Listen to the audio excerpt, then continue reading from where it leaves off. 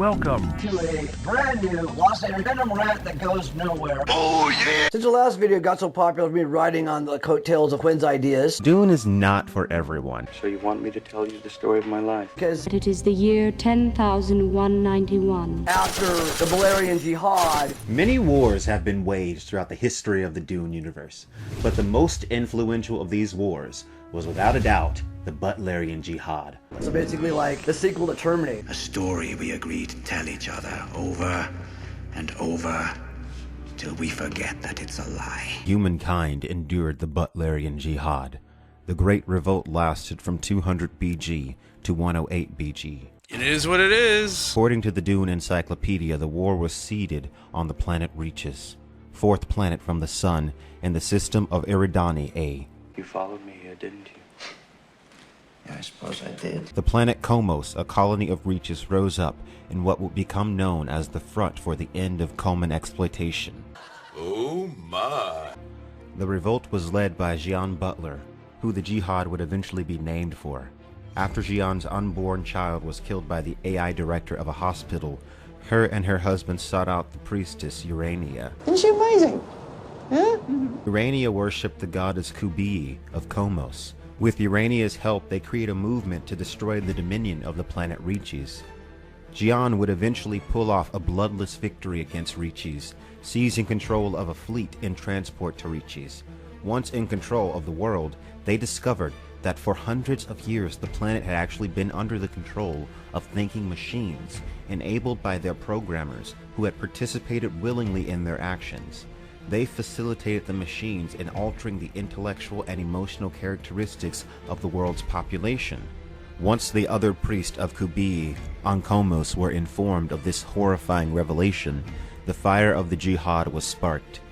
Eventually, all those who survived the wars on Reaches, which included many technological technicians, were relocated to the planet Komos, which would later become known as Ix. Right, yes! That was absolutely tremendous. I thought I was good. Historical analysis of the first 20 years of the Jihad clearly indicate that the Jihad had a preference for power plays over violence. This minimized the bloodshed. During the attack on the planet Elurda in the year 199 BG, the Jihad was able to merely, through use of clever ships and the arrangement of their forces, cause the Elurdians to abandon their moon. Leave him, he's fine. Yeah, he's fine. Jihad's preference for power plays over violence, however, would cease after the events of the planet Carthagos.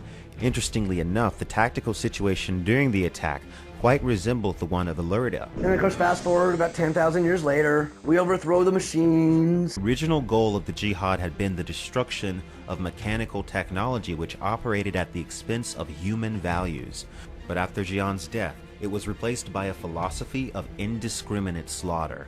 Millions of humans would be slaughtered by human hands before the Jihad would be at an end, and billions more as the result of the Dark Ages. Then it's Age of Mentat and stuff like that, and you get the idea on that one. Violence would finally be put to rest in 108 BG after all the thinking machines had been violently removed from the Imperium.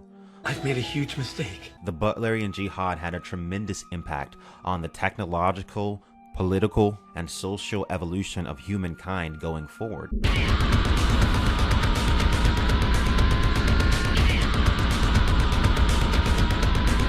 A gaping pit waiting to swallow us all. Chaos isn't a pit.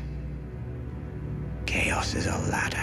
This led to the formation of groups like the Mentat, the Empire's human computers, the Spacing Guild, who possessed human navigators, and the secretive Bene Gesserit Sisterhood. And biotechnology was created by the Tleilaxu.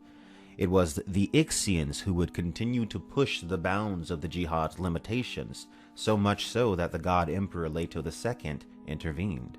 Tell me pretty lies, look me in the face. Tell me that you love me, even if it's fake, 'cause I don't fucking care.